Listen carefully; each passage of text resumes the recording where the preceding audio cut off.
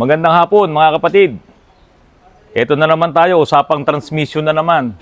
Ngayong hapon na to, ipapakita namin sa inyo ni Chip. Si Chip kasi nandun pa, pupuntahan ko mamaya. Kung ano ba yung mga dahilan, bakit nasisira ang inyong automatic transmission or ang inyong manual transmission. Baka naman meron kayong nagagawa na hindi nyo po alam, masama pala yun. Na hindi nyo alam, yung pala yung dahilan kung bakit nasisira ang inyong transmission. Tulad po nito, modelo, 22,000 pa lang po ang tinakbo nito. 2017, bihirang magamit. Kaya lang, sira kaagad ang kanyang clutch. Yan, galaw-galawin mo yung mga spring. Ito po, nag-iingay. Napakaingay po nito kapag ito'y pinapaandar. Tapos, iakyat mo yung pressure plate. O, baliktarin mo yung pressure plate. Ayan, tignan nyo, baon na baon po dito. Okay. Ito po, hindi nating masasabing ito ay factory defect yung pyesa. Kasi ito, mga original po ito. Genuine to, genuine parts to na Isuzu. Kasi katatanggal lang natin dito sa unit. Hindi natin masasabing itong pyesa ay mahina. Pero bakit nagkaganon? Bakit siya umingay? Ipaliliwanag po namin ni Chip yan sa inyo kung bakit ba nasisira yung transmission. Ano po ba yung ating dapat gawin? Mga kapatid, magandang hapon. O eto na, malakas na yung kasama ko. Nung isang gabi, hindi ko pa kasi naipakita yung vlog natin dun sa Innova Hindi pa? Oo, kasi hindi pa natin natapos Sige, wag mo na yun. Hindi, ang news lang natin sa kanila dun, ano po, sira po talaga yung yung fuel pump. Nandyan yung fuel pump dun no? To. Sira po talaga yung fuel pump. Ayan. Wala pong output yung isang plunger. No, sira po talaga. Kaya itong Innova na yun na ginagawa namin, naghihintay pa ng budget para makabili ng fuel pump. Surplus is 25,000. So sana may makuha na mas medyo mura. Okay mga kapatid. Tulad po ng naipakita ko po sa inyo kanina, yung isang D-Max MUX na ginagawa natin doon, cheap, ano lang, 22,000 lang tinakbo, sira ang clutch. Umingay. D-Max. MUX, ginagawa natin doon. Sira talaga yung mga spring. Umingay siya. Original yun. Genuine na Isuzu parts yun. Umingay. Sira na. So, palit tayo. Napakamahal naman kung bibili ulit tayo ng original. So, doon tayo sa, sa replacement na, na Isuzu rin, XED. Yung ating ipinalit. OEM. Okay, mga kapatid. Usapang transmission. Ayan, sa araw-araw, ang dami na nating transmission na ginagawa. Kaya nga. Ito automatic, ito manual, ito ka-overhaul lang ni Chip nito. Luman-luma na. Anong sasakyan ba to? Lancer box. Lancer box type. Ito, wala na kaming mabiling pyesa halos. Kaya medyo nagtagal sa amin kung saan pa kami naganap ng pyesa. Pero yun, na-overhaul. Ano ba mga pinalitan mo dito? Mga synchronizer lang. Synchronizer. Saka yung ibang mga gasket o Meron pa. Pero meron din ako kasi nakitang ibang mali. Mali nung dating gumawa. Mali. Mali, mali yung bangka-bangka, So, yung mga kapatid. Tapos, ito, sira ang transmission. Starex. Tapos, ayun, meron pa doon, crosswind. Crosswind. Tapos, meron pa doon, Suzuki. Pero, kung mapapansin nyo po, lahat sila, isang brand lang. Starex, Crosswind, Mitsubishi, Suzuki, isa lang yung brand ng transmission nila. Ano yun, Chip? Ano ba yun? Yung gumawa ng transmission na to. Aisin, Aisin. Aisin ba? Aisin. Isa lang ang gumawa nung kanilang transmission. Kaya pagdating sa ganun, kaya-kaya ni Chip. Parang nagbabasa lang ng comics. Puro Aisin kasi. Puro Aisin pero yun nga mga kapatid, ang daming nasisirang mga transmission. Halos palaging sa YouTube natin, sa FB natin, mga message. Nagtatanong. Baka naman meron silang ginagawa para masira yung transmission. Pwede bang sabihin ganun? Pwede. Hindi, Paano ba? Paano ba yung gusto mo na sirain yung transmission? Oo, parang hindi mo sinasadyang mali yung ginagawa mo. Kaya nasisira. Hindi mo intention sirain, pero nasisira siya. Pwede ko bang sabihin na ito yung mga ways para sirain mo yung transmission? Parang negative Baka magalit sa atin yung mga subscribers natin Kaya lang, mga kapatid, meron pala kayong nagagawa na hindi nyo alam na kayo mismo ang sumisira ng inyong transmission. Oo, kasi hindi nyo alam tamang procedure, tamang Oo. maintenance, tamang Oo. paggamit. Tamang paggamit. Sa tao kasi, pag nagkasakit ka, alam mo na kung anong mangyayari, di ba? Alam mo kung ano yung dapat mong gawin at dapat mong iwasan. Oo. Yung transmission mo, wala naman talagang sakit yon.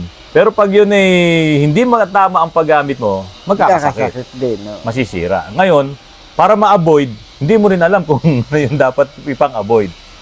So, unahin natin, Chip. Ano ba yung unang pinaka-importante para wag masira ang automatic transmission mo? Hindi siyempre yung langis. Importante langis saka yung temperature ng transmission. Temperature. Oo. Ang normal operating temperature ng automatic transmission, around 200 degrees Celsius. Normal yun. Hindi pa siya kukulo. Hindi pa siya considered Hindi overheat. pa masisira yung langis. Oo. Unang nasisira yung langis. Eh. Unang nasisira yung langis. Mm. Ngayon, habang ginagamit mo yan, Chip, halimbawa, kung saan ka nakatira, Oo. di ba? Halimbawa, dito ka nakatira sa May Antipolo. mga bundok. Dito, maraming akyatin dito. Maraming Oo. ahonin dito eh. Oo. Eh di siyempre, bakit ba nag-overheat yung langis? Eh, siyempre, napupersa rin. Oo. Over RPM.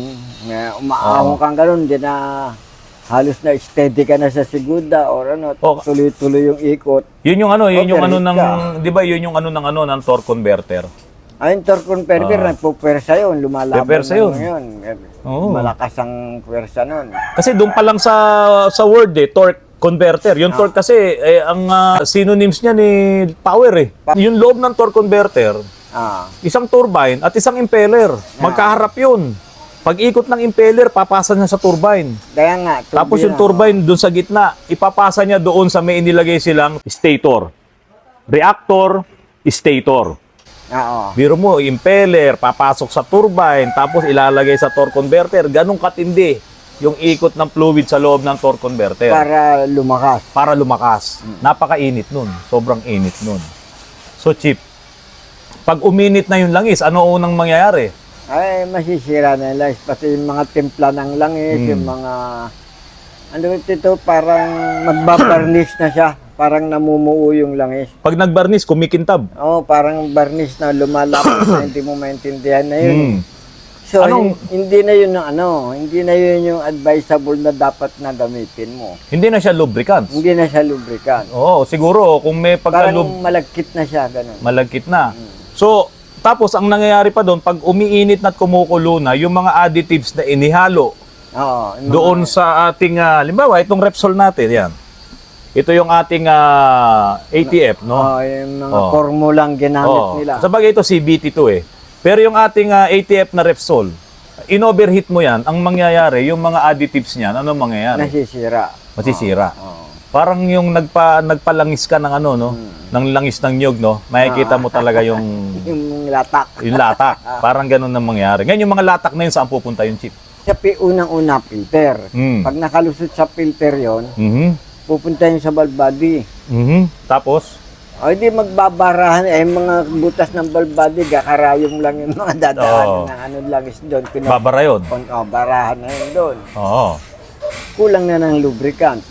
Sila naman ngayon na maggagasgasan.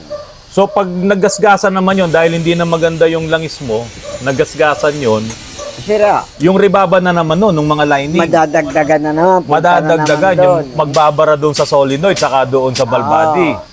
Hanggang sa diba? makita mo yung filter mo, wala nang butas. Di ba? Baradong-barado na.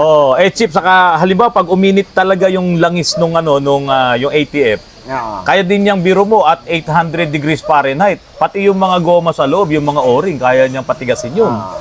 Di ba, Chip? Pag tumigas Susunugin niya yun. Susunugin niya yun. Ngayon, mamaya, meron kaming magandang tanong doon at yun ay eye-opener sa atin. Ngayon, Chip, siyempre, hindi naman alam nung may-ari na nasunog niya na yung langis. Kasi nga yung, let's say na mali ang kanyang way of driving, no? O di kaya yung kanyang mga oil na ginagamit, mali rin. Mali rin. Tapos hindi pa siya marunong mag-change oil.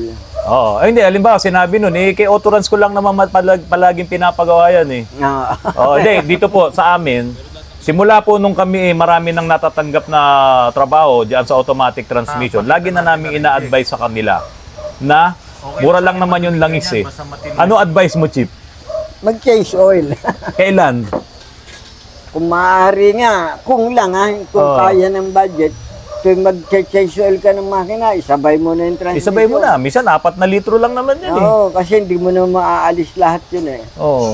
Kunwari, ang langis ng transmission mo ay 7, pag change oil mo yun, baka 4 lang makuha mo, matatrap naman sa torque converter yung 3. Oo. 3, Kaya- 4. Malamang 4 lang ang makuha mo. So 4 lang din lalagay mo. Ang maganda pa no, natatanggal mo yung dumi, di ba? Oo, tanggal siya. Eh, yun nga, Chip, halimbawa, hindi niya alam, o de, nasunog na yung langis kasi wala man lang gauge eh. Oo, wala Diba? kang... Oo, tapos hindi pa siya nag-change oil. So yung dumi, nandun na lahat sa filter. Oo, Di ba? barado na. Barado na. Tapos, meron ngang magaling eh, may mga doktor eh. Oo. Yung transmission doctor na tinatawag, Oo. na kung ano-ano yung binibigay ng mga additives eh. Oo. Yung pangalang pong ito, yung pinakamagandang klase ng ATF na meron kami ngayon, kapag ka in-overheat nyo ang inyong transmission, kaya niyang sirain yung additives nito. Oo. Tapos hahaluan mo pa ng kung ano-anong additives, nagdadagdag ka pa ng susunugin doon at magbabara. Okay, Chip, ano yung mga manner ng pagdadrive na pwedeng makasira sa transmission? Yung nagpapa-overheat. Mamaya na namin ituturo sa inyo kung anong gagawin pagka nag-overheat. Pero ano yung mga manner? Halimbawa, ako, nagdadrive ako. O, bata ako. Tapos ang dala kong sasakyan ay mabilis. Talagang maganda. Parang automatic pero para siyang manual kung imaneho. Banat, siyempre. Oh, banat to. Ano yun? Ano yun? May thrill eh. Oh, may thrill. Medyo Oh, ano bang tawag sa mga yon? reckless driving. Ano? Reckless, oo. Yung bang parang... Over RPM. Oo, yung bang parang nagdadrag race sila, galing sa traffic light, oh. Parang binibit nila yung itong nasa kabila. Gaganon. Tapos susunod, traffic light na naman doon. Bibiritin nila sa traffic light. Pagdating doon sa kabila, traffic light na naman. Anong nangyayari doon pag gano'n? Ay, siyempre, wear and tear lahat yung mga gamit mo ron. Ha? Maraming masisira doon. Oh, ano una? O, yung pinaka-clutch mo. Ah. Una na yun. Tapos, yung mga langis mo, Mm. overheat ka. Overheat yun. Lalong lalakas Overheat yun. ka, Nung oh. iinit nun. Dahil higher RPM ka. Yun yung hindi mo naramdaman ngayon yung nasira o yung naging epekto, pero bukas ang mga kalawa, andyan na pala. Ba't kaya nasira transmission ko? Yun nga, 'di ba, yung tapos yung ginagamit nilang engine brake every time siguro ang engine brake talagang gagamitin mo naman 'yan if necessary. Pag Oo, talagang kasi kailangan mo. Ang automatic transmission mahihina engine brake. Oo. Kung ikukumpara mo dito Sa mga manual, ito, manual to, Oo. Ngayon, kung hanggat pwedeng wag ka munang gumamit ng Engine brake, oo. wag mo munang gamitin. Tulad, Pag Chip. emergency mo na lang gamitin yan. Oh, tulad Chip ako, nagda-drive din naman ako. Madalas umaakyat ako ng Baguio, bumababa. Pag paakyat, okay lang, normal driving lang ako. Pero pag pababa, hindi ko na pinabibilis yung pagbaba ko. Hanggat maaari, 20-30 lang ako. Oo, bagalan mo na. Bagalan mo na para hindi ka masyadong nag-engine brake. Mm. Diba? Pwede mo nga ilagay na kagad sa number 2 eh. Tama ba yun? Pwede rin yun. Yung pababa ka, lagay mo na sa Start ka number na, 2. oo. Diba? Kasi yung number 2 naman talagang ano yan eh. Pero Kahit yung bumubuelo ka, tapos lagay mo sa number 2, parang mali. parang mali. Pero alam mo ba, Chip, sa mga BMW, pwede ka sa number 2 ka lang. Oo. Karamihan, nasa number 2 lang. Yung 1 halos hindi masyadong ginagamit eh. Yung 1 pagka naghihila talaga eh. Diba? Pag naghihila talaga yan, yung nagtotow sila, talaga napakalakas. Ang tawag namin doon yung segunda arangkada. Segunda arangkada. Oo. Kaya ako po, doon sa aking Grandia, pagka pababa, pag paano, hindi kasi hindi naman ako kaskasero eh. Pababa ka na, nagmamadali ka pa, tapos mamemreno ka. Okay lang yun kung maganda pa yung preno mo.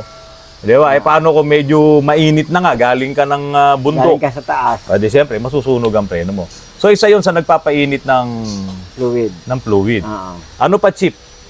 Ano pang Meron yung arangkada, hinto. Merong nasisira ganun eh. din yun. Para din yun yung umahong ka, tapos nag-engine brake ka.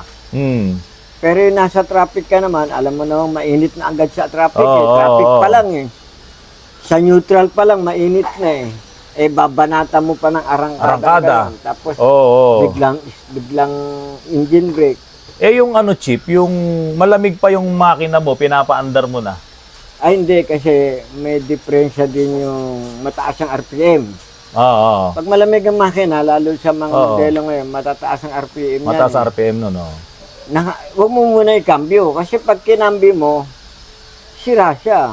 Magkakaroon ng problema, unti-unti. Magkakaroon kasi biglang hahataw Oo, yung biglang hahato presyo yun. nun. Anong nasisira doon? Yung Ay. kasi merong mga complaint sa atin pag nilagay nyo sa drive, gumaganon daw eh. Eh, gaganon nga Ano yung talaga, ano yung nagiging sira doon sa loob ng transmission? Ay, pwede yung mga oil seal niyan, mga o-ring Oo. na pupersa. Yung clutch din yun. yung ang clutch una, din mismo. yun din ang talaga. Yung walang kapit tapos biglang kakapit eh, ganun yung nangyayari. nakanganga, biglang gaganon. Oo. Kasi nga galit yung makina, kinambyo mo. Oo, kinambyo mo. Oo. Ngayon, pagka okay na yung makina mo, mainit na, eh ganun pa rin ang nangyayari kasi nga na-damage na yung pyesa. May, kumbaga sa ano, alam naman nila yung may salyada na. Oo. Meron ng kalog, meron ng uga yung ano.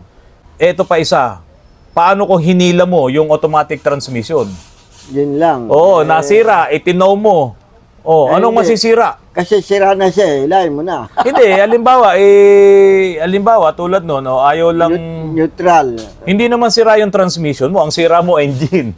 Hinila mo. O ano mangyayari? Eh, pwedeng maglalaban kasi, magkukontrahan ng ikot. Kailangan kahit lagay mo sa neutral, may posibilidad na masira yung transmission. Oo, kasi nga ilalagay mo sa neutral, nakakabit pa rin naman yun sa dulo nun sa propeller. Output, oo. Oh, sa output sa propeller, iikot pa rin yung propeller mo, iikot lahat yung mekanismo mo sa loob ng transmission, iikot lahat pa rin yan eh. Ikot pa rin yan. Ang matindi ron, hindi naman bumabomba yung langis, hindi niya isi-circulate. No, kasi nga hindi umiikot Oh, hindi umiikot yung bomba eh. converter Yung torque converter eh. Oh. Torque converter konektado sa makina. Sa makina. Patay Oh. yung makina mo, umiikot yung Yung lahat ng ano mo, clutches mo, yung mga pyesa mo Oh, sa adi- transmission. masisira kasi hindi umiikot yung langis eh. Hindi ikot. Pero yung dating langis mo, kung hindi naman kalayuan, Oo.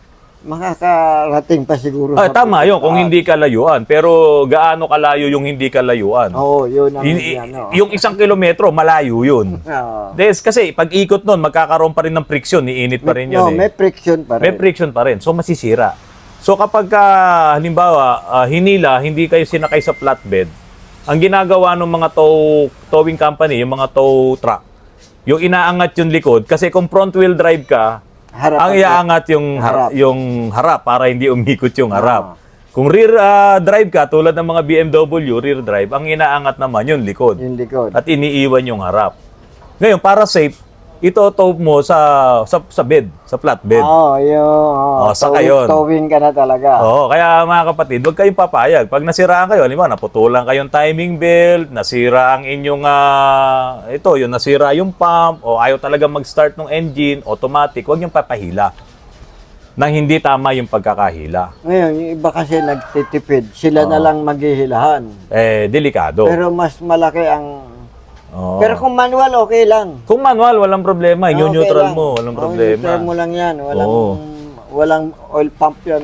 Oh, ngayon mga kapatid, so kanina nabanggit na namin sa inyo yung manner na baka nagagawa nyo to kaya nasisira yung transmission nyo. Oo. So ang pinaka-main talaga yung overheating ng fluid. Fluid. Pag nag-overheat yung fluid, chain reaction na yon. Oo. Dudumi, Damay-damay na mababara, yun, damay-damay na yon. Ngayon, ano ang gagawin nila, Chip? Every time, na ngayon alam na nila ano ang gagawin nila. O, di mag-change oil na kayo. Mag-change oil.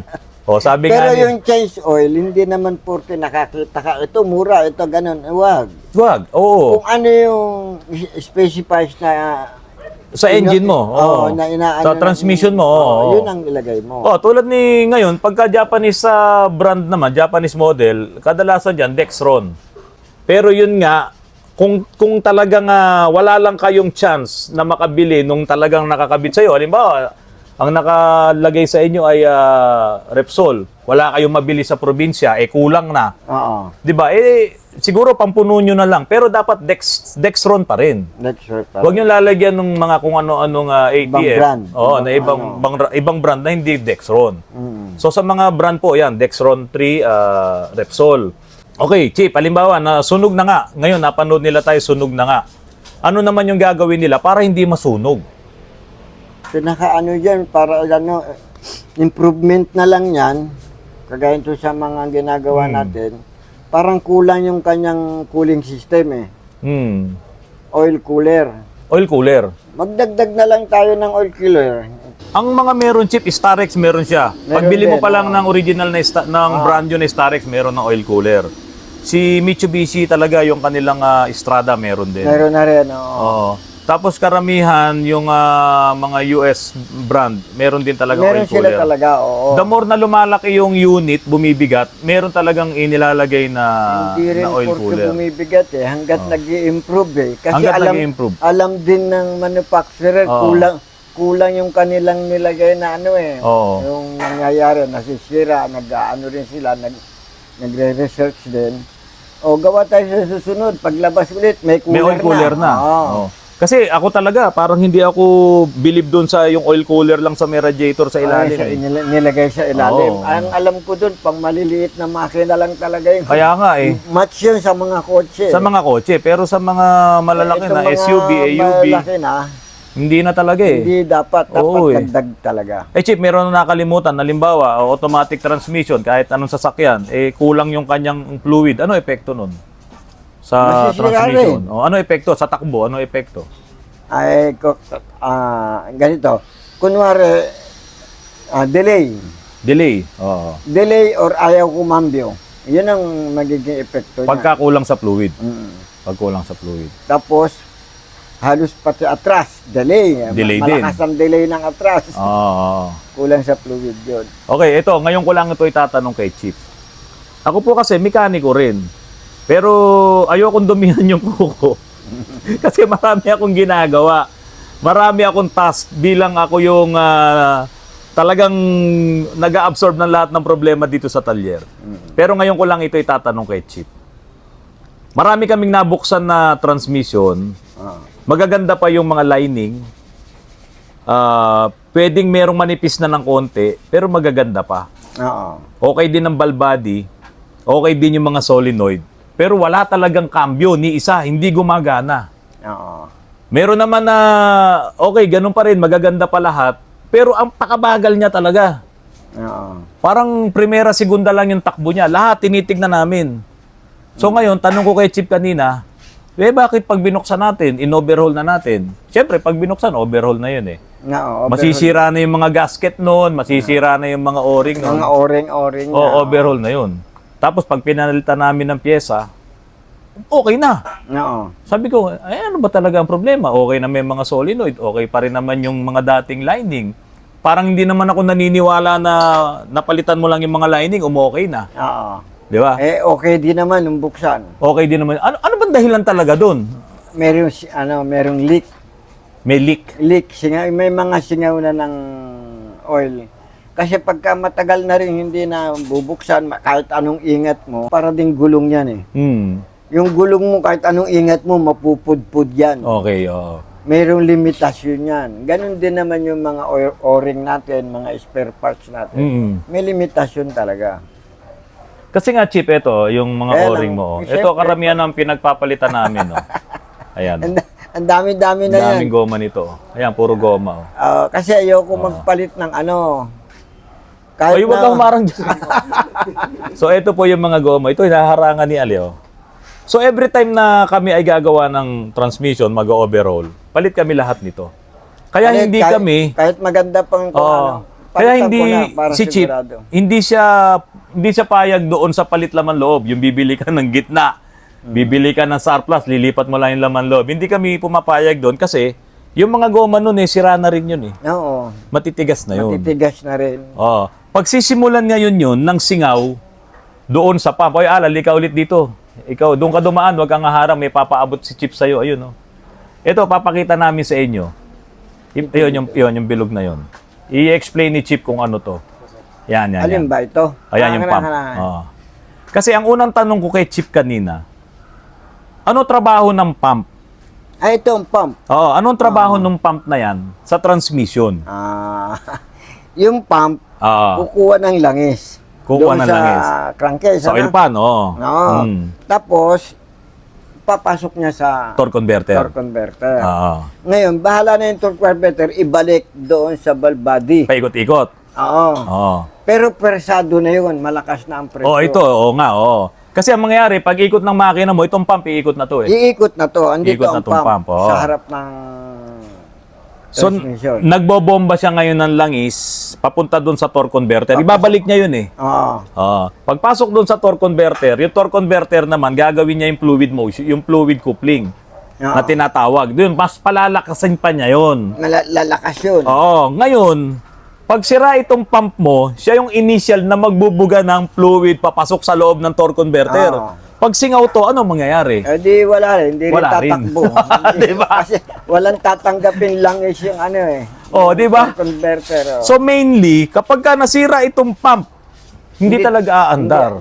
Kahit pag atras, sumingaw, kahit abante, wala. Tras, abante. Pag sumingaw lang yan, Oo. hindi na po yan gagana. Ngayon, meron pa pong isa. Yung lock-up clutch, yung sa overdrive, ito rin yun. Meron kasing solenoid yan, na kapag ka gumana yung solenoid na yon sa valve body, Oo. yung langis na binobomba nito, yung fluid na binobomba ngayon ng pump, o-open yun, bubuga ngayon doon sa torque converter. Magtatrabaho na torque Oo, converter. magtatrabaho ngayon yung overdrive mo, yung lock-up clutch, kasi bubugahan pa niya ng mas malakas na pressure nito eh. Pressure, oo. So magdidikit ngayon yung friction material doon sa plate sa loob ng torque converter. Press niya, oo. Oh, pero 'yon ang magpapagana nun, yung solenoid. Solenoid. Yung lock-up clutch solenoid. Ano yung naging problema diyan? Ba't sisingaw? Yung yung O-ring. O-ring. Tsaka, Oo. mga O-ring din. Mga May langis o-ring ba din. sa loob yan? Meron, isa. Tapos ito pa, meron dito mga O-ring. Oh. Nagse-separate ng Ito, langis may yan. mga o-ring pa oh. Yan yung magpapasok ng langis doon sa mga... Pero ibang klaseng o-ring to, Chip. Ano to? Okay, no? Oo, meron naman yung iba. Yeah.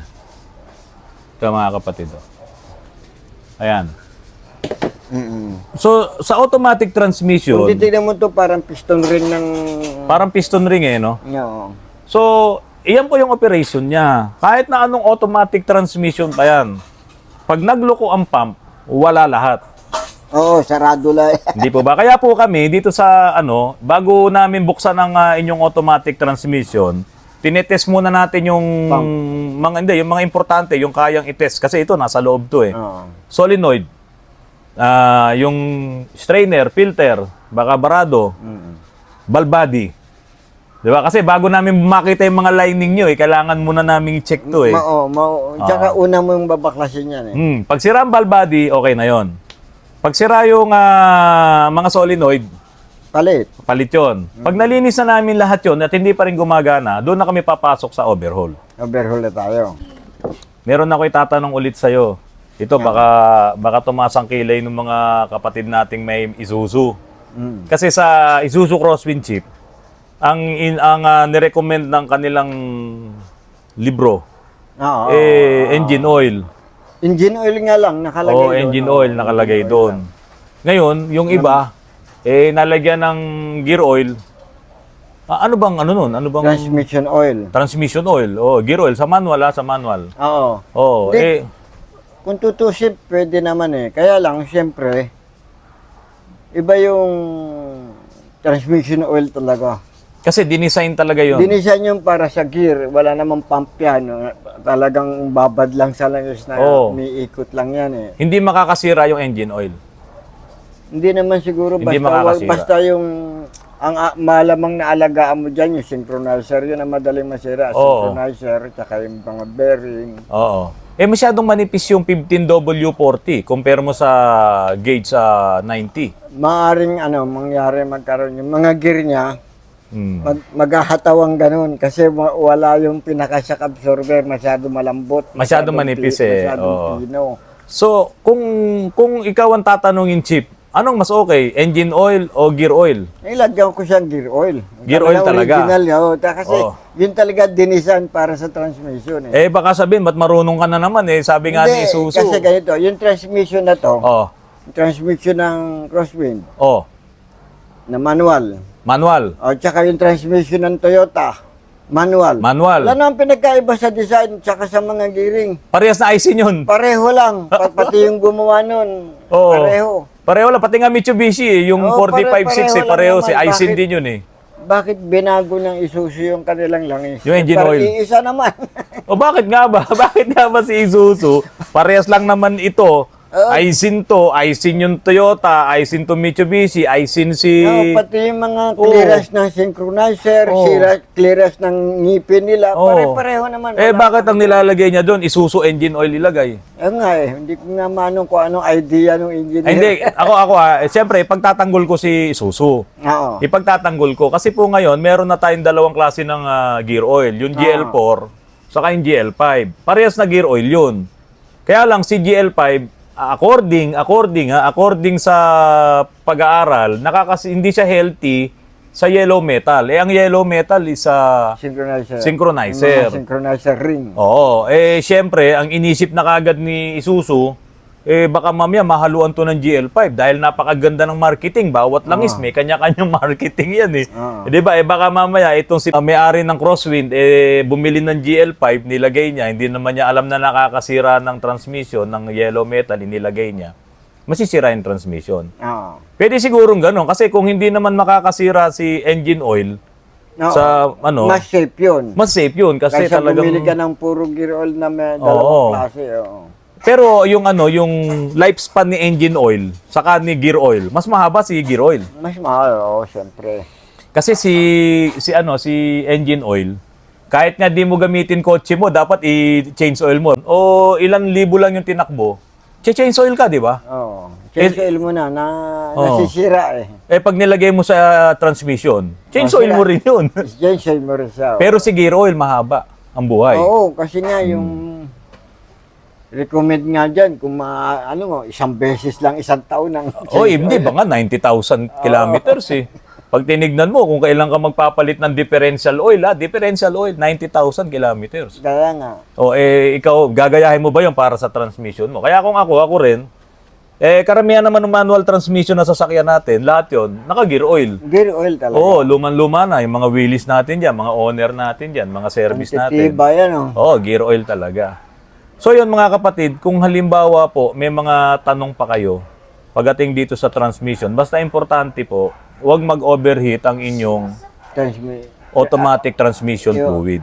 Fluid. Oo. Hindi siya dapat ma-overheat. Dahil once na iyan ay ma-overheat, kailangan mo na yang i-change oil as soon as possible. As soon as possible. Oo. Oo, di ba?